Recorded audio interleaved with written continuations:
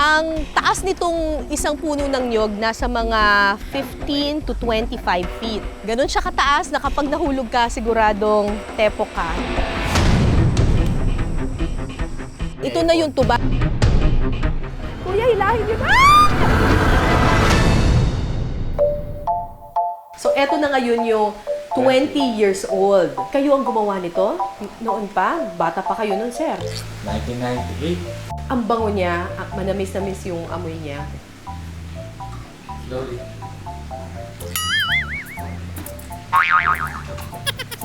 Grabe! Ha! Ha! Parang masusunog yung lalamunan ko dito, grabe.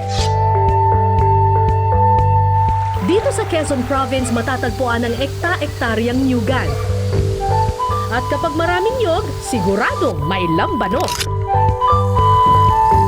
Kaya naman nakilala na rin ang Quezon Province bilang Lambanog Capital of the Philippines. Tuwing summer, usong-uso ang paggawa ng lambanog, tuwing tag-init kasi sagana sa tuba o coconut sap ang mga bulaklak ng nyug. Ang taas nitong isang puno ng niyog nasa mga 15 to 25 feet. Ganon siya kataas na kapag nahulog ka, siguradong tepo ka. So, para akyatin natin ito, meron tayong mga kaibigan mula sa Disaster Risk Reduction and Management Office ng Tayabas. Chief, hello po. At susuotan nila ako ng harness kasi yung mga ngarit walang harness. Pero ako, dahil di naman ako talagang mga ngarit, mag-harness ako. Para lang, sakaling madulas doon sa mga tulay, ito ang ano sa akin, magsasagip. Alam nyo, hindi biro yung trabaho ng mga ngarit.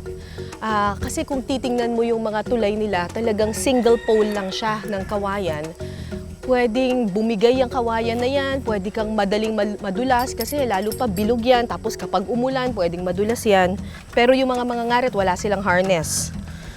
Kaya talagang yung iba sa kanila namamatay or nadidisgrasya. Kaya naman ako nito, sir, no? Okay.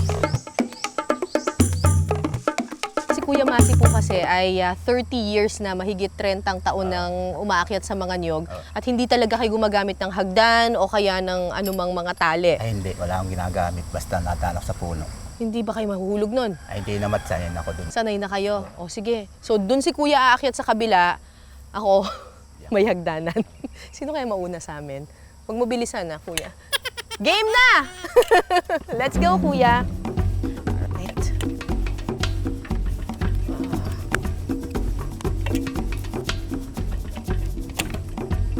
Unstable pala po, ha?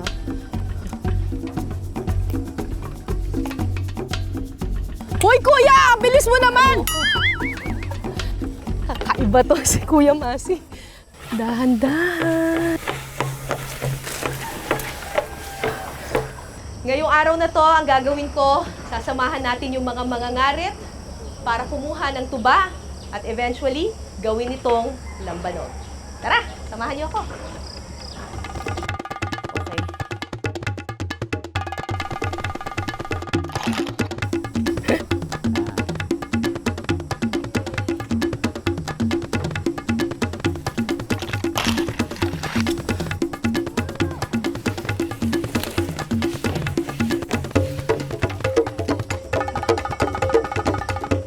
So, kukunin na natin yung tuba doon sa bulaklak ng niyog. Tama ba? Okay. Ganyan lang siya. Pag hiniwa siya, Oo. lumalabas na yung tuba. Lumalabas na yung tuba. Oo, pag hiniwa. So, kung makikita ninyo, may tumutulo na parang liquid mula doon sa bulaklak ng niyog. Ito yung iniipon nila araw-araw, kinakaritan, tapos iipunin. Ito na yung tuba. So, pag tinikman ko to, maano to? Tamis yan. Matamis, parang hindi naman po alak.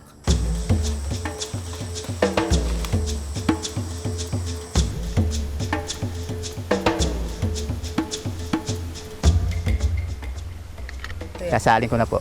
Isasali na siya dyan. Yan. Tapos, Ito po yung kakaritan lang.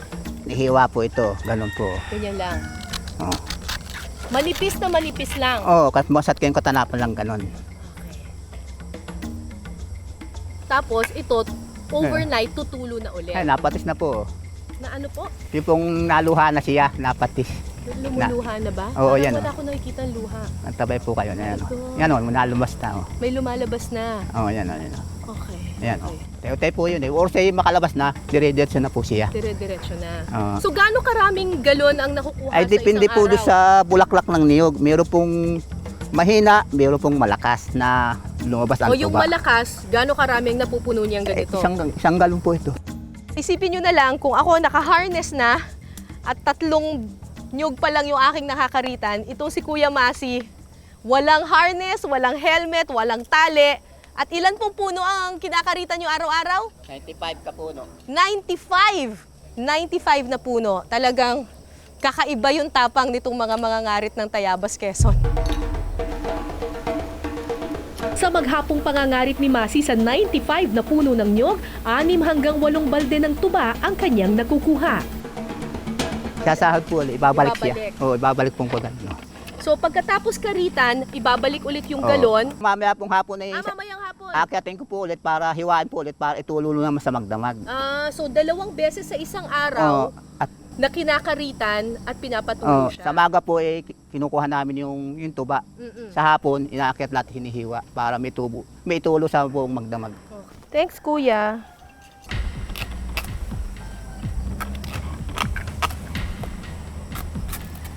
Kuya, hilahin nyo na!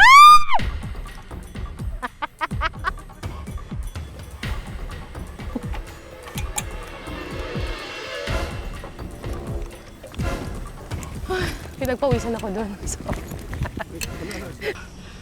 Ang tawag dito ay batang. Ito yung lalagyan ng tuba. Ang sabi sa atin ng mga mangangarit, maselan daw kasi yung tuba, kaya kailangan yung paglalagyan niya, ganitong klase, yung stainless plates. Kapag nilagay mo daw kasi sa ibang mga lalagyan, plastic, ganon, nag-iiba daw yung lasa. Bigat nito ah. Sa lagay na to, kalahati pa lang yung nakukolekta kong tuba, pero ang bigat. Masakit sa balikat ah.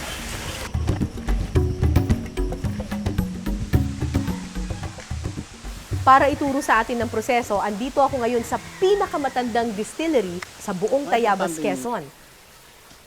Ang Malyari Distillery ay itinayo noong 1908 pa. So that's almost 110 years ago. In fact, itong pugon na ito pa yung original pugon na kanilang ginagamit noon.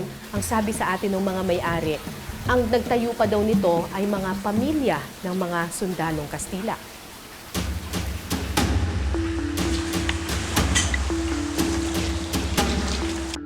Isa si Jose Reyes Alandi sa ilang sundalong Kastila na nanatili sa Pilipinas. Nakilala at napangasawa niya si Josefita sa bayan ng Tayabas. Taong 1908, itinayo ng mag-asawa ang Lambanog Fita, ang kauna-unahang pagawaan ng lambanog sa Pilipinas. Hi, Sir Lito! Hello po, ako po si Cara. Hi, Cara. Si Sir Lito, ang apo na po kayo? Opo. Apo kayo nung original na gumawa nitong distillery na ito. Bali, pang 3 generation na po ako. Bali, yung lola ko pa nagturo sa amin. So, kasi sila yung first generation. Sila yung nagturo sa amin na paggagawa. Taong 1985, ginawang Malyari Distillery ang pangalan ng pagawaan. Pinalitan man ng pangalan ang bili ng lolo't lola ni Lito, panatilihin ang sarap ng 90 proof grade na lambanog. Niluluto siya Niluto po sa dito sa pugon. Hanggang kumulo, ganon? Dinidistilo siya for 8 hours. Wow, 8 Pero, hours. Pagkaraan ho ng 1 hour na pagluluto, magkakameron na ho ng produkto. Magsisimula na ho mag-produce ng lambanog. Yung process ng distillation, para rin siyang, yung alam natin, evaporation, condensation, parang ganon. So, basic lang. So, kumbaga yung tuba, milky white yung kulay niya, pero pag nilagay na siya sa pugon at kumulo na siya, magpapawis.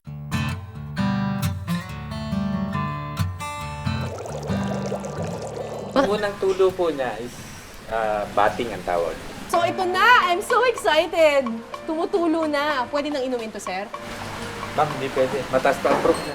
Hindi pwedeng inumin to? 180 proof yan. 180 proof? Sobrang taas nun ah. Ano ba yung regular lang na, yung kaya ng tao na proof? 80. 80 proof at ito 180. Hindi pwede pa. Bakit? Ano mangyayari kapag ininom mo? Masusunog. Masusunog yung lalamunan? 190 proof kasi, 180 proof. Oh my gosh. Sabi nga nila, so totoo ba yung sinasabi na nagliliyab daw ito kapag sinindihan? Opo, opo. Sigurado po, liliyab. Ma'am, pakihiwalay. Ay, oo nga! Ano to? Gaas? Oh my gosh! Blue flame pa. Ibig sabihin sobrang init nito. 180 proof. Sigurado po ba kayong lambanog to, hindi gasolina? Hindi po. Oh my God. Pag wala pong hangin. So kapag ininom ko to, masusunog ang lalamunan ko. Hindi po pwede. Eh parang sabi nga nila, di ba, mas masarap yung, alam mong mahaba yung kasaysayang pinagdaanan nung alak. Matapos ang distillation process, dadaan naman ito sa fermentation, isang proseso kung saan iniimbak ang lambanog ng ilang taon. Mas matagal na pag-ferment, mas masarap. Para maipakilala sa bagong henerasyon, ang purong lambanog hinaluan na ng iba't ibang flavors. Nadinig mo na ba ang prunes, grapes, pineapple, at bubblegum flavored lambanog? Sa prunes lambanog, ibinababad naman ng ilang araw ang prunes sa lambanog para humalo ang lasa at kulay nito. Pero sa grapes lambanog, kinakailangan pang lutuin at gawing minatamis ang grapes. Ang katas ng minatamis na grapes ang inihahalo sa lambanog. Parehas na proseso din ang ginagawa sa pineapple flavored lambanog.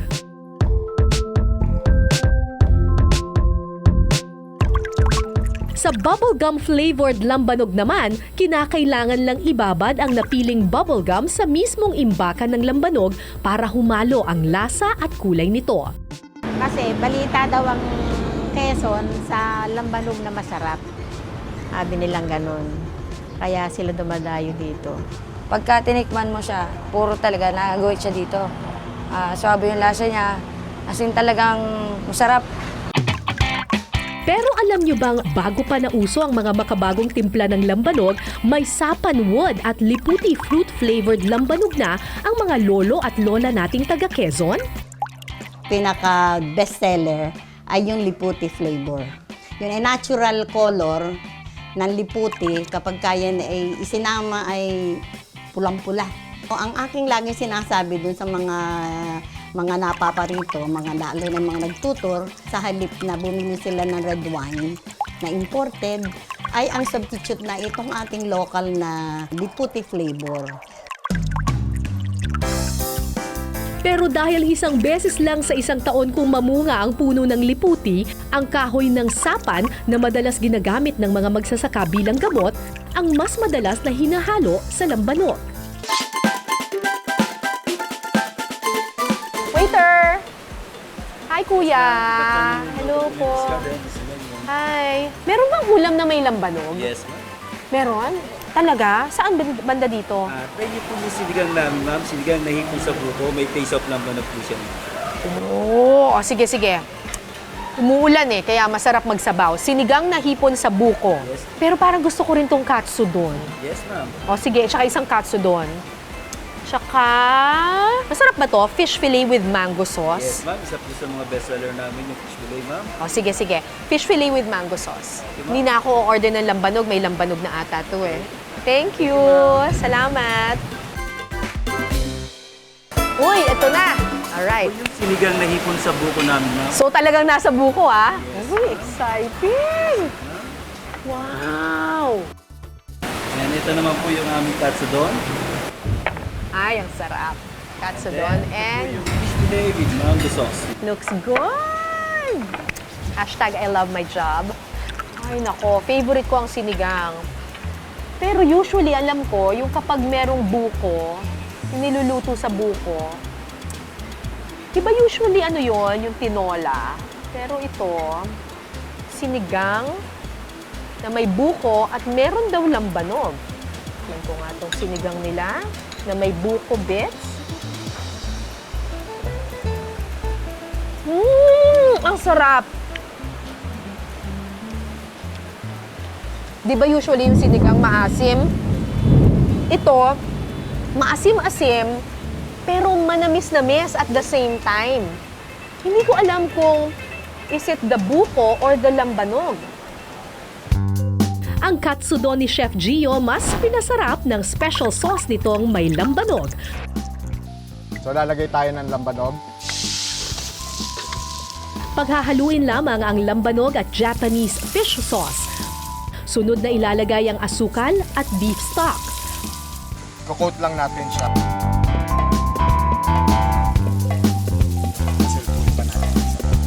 Matapos iprito ang marinated pork, ihahalo ito sa katsudon sauce.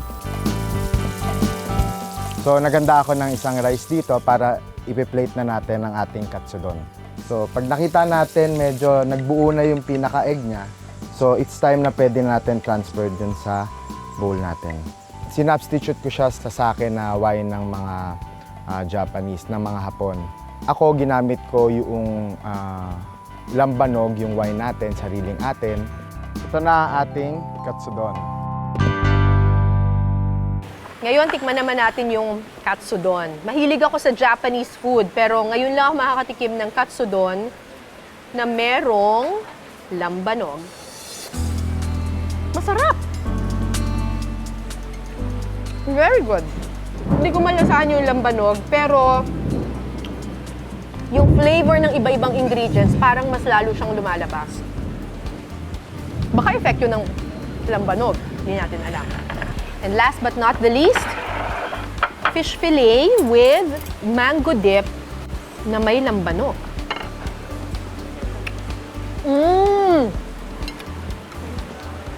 Ang sarap nito. Halo-halo yung texture niya.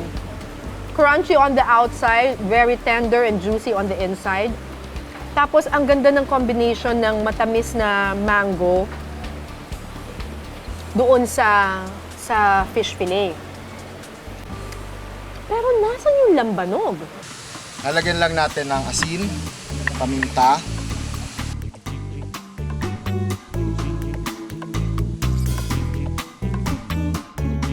Ang mango lambanog sauce naman pinaghalo-halong mangga, bell pepper, onion, patis, suka, garlic, sili, kalamansi. lambanog. So uli ay lalagyan natin ng cilantro. Ito ang sauce na mas pinasarap ng hinalong lambanog.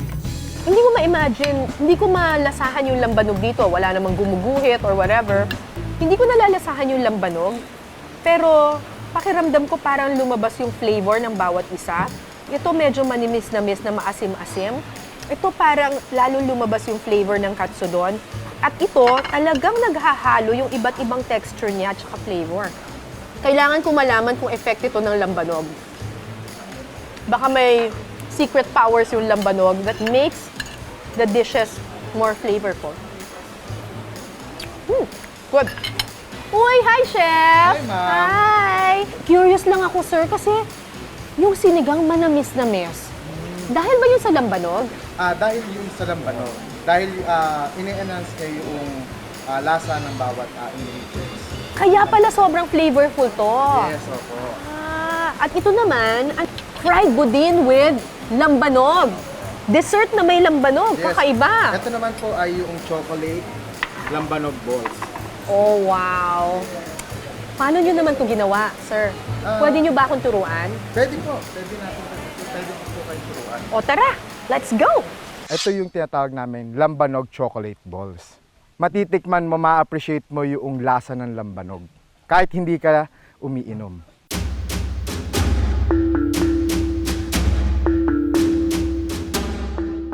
Parang gumagawa ka lang ng brownies. Yes, opo. Parang easy lang po. Sobrang kahit sa bahay po pwede niyo pong gawin. Paano mo nalaman na isang shot is good for nag-trial and error? Nag-trial and error po ako. Actually, ako hindi talaga ako mahinginom eh. So, pero yung taste, sabi ko, okay na to, perfect to. Hindi siya yung hindi siya yung mapait. na yung sa So mga... makikita mo ngayon, kanina very crumbly siya. Yes, opo. Pero ngayon, dahil nilagyan na natin ng lambanog, medyo yung nagbabind na po siya. nagbabind na. So ngayon, gagawin po natin, i-form po natin Gagawin siya. lang natin parang bola. Balls po, opo.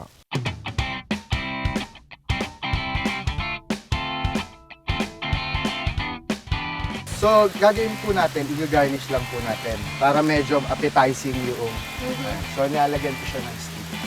Pwede rin po natin ilagay ito sa martini glass. Nice! Opo. Tapos lalagyan natin yung Ano yan? Mint, Mint leaves. Mint leaves. Alright, and there you have it. Chocolate balls with lambanog.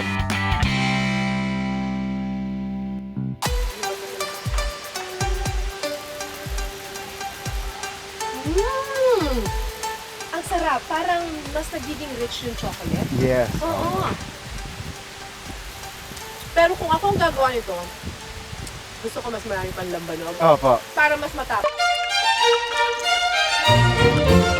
Habang tumatanda o tumatagal sa pagkakaimbak, mas sumasarap daw ang lambanog. Ipinakita sa amin ni Lito ang limited edition lambanog ng Malyari Distillery. Halos 20 years na itong fine-ferment sa Dama Juana o mga lalagyang ginagamit noong panahon pa ng mga Kastila. Hala, hindi nalinis ito. Light green ang kulay nito. Yung iba light blue. Iba-iba ang kulay niya. Ito yung mga ginagamit na packaging ng araw. Okay. Dala ng barko. Okay. May mga karga sila. Okay. Ito ang mga glass na itong ginagamit nila. Pwede ho natin tignan. Pwede nating tikman? Why not? Let's try it. Ito ang ating 20 years old. Oh my gosh. Meron pa talagang mga alikabok.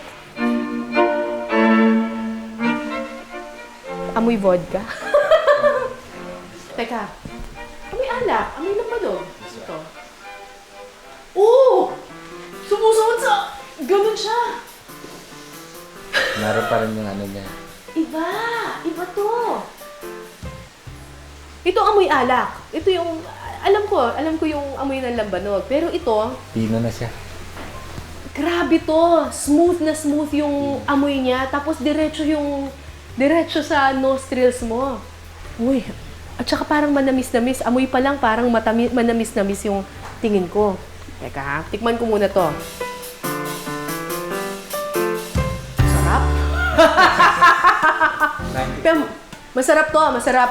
Tapos, pagkalunok mo sa kanya, nararamdaman mong umiinit, pero medyo nararamdaman mo yung pagkanyog. May lasang coconut. May lasang coconut. May lasang. May lasang coconut siya. Alam mong galing siya sa tuba. Alam mong galing siya sa tuba. Nandun na yung karakter niya. So, eto na ngayon yung 20 years old. So, kayo ang gumawa nito? Noon pa? Bata pa kayo nun, sir. 1998. Ang bango niya, manamis-namis yung amoy niya.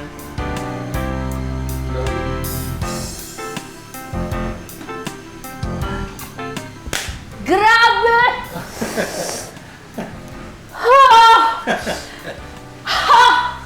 Parang masusunog yung lalamunan ko dito, grabe. Kasi yung kanina gumuguhit eh. Ito parang yung buong... Diretso sa ano? Diretso sa dibdib mo yung ano. Pero very, very smooth. Iba siya. Walang coconut. Hindi ko nalalasahan yung coconut. Lalo na ho yung karakter niya eh. Nag-melon daw. Nag-mellow down na. Ikaw, guaranteed, no hangover. No hangover! O, Guaranteed. Amin na natin to. Cheers! Sarap. Pinasarap ng panahon ang lambanog na ito. Guys, you have to try this. Sobrang sarap. Kinilala noong August 2016 ang lambanog bilang distilled spirits, kung saan kahilera nito ang rum, whiskey, gin, tequila, brandy at vodka. Dati-rate, kapag nami-mention yung salitang lambanog, ang unang pumapasok sa isipan ko, lasinggera or mahilig tumagay. Very negative. Kasalin ko na po. Isasali na siya dyan.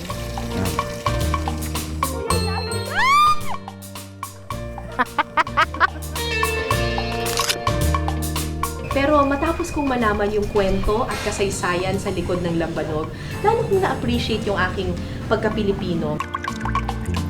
Kasi tulad ng lambanog na ito, ganun din tayo mga Pilipino, marunong sumabay sa panahon. Chef, talaga bang may lambanog tong mga to? Marunong gamitin ang kanyang kapaligiran at marunong magpahalaga sa kanyang nakaraan. So, eto na ngayon yung 20 years old. Ang bango niya, manamis-namis yung amoy niya. Kaya mga kapuso, ang lambanog na ito, mas pinasarap ng panahon. Tagay na!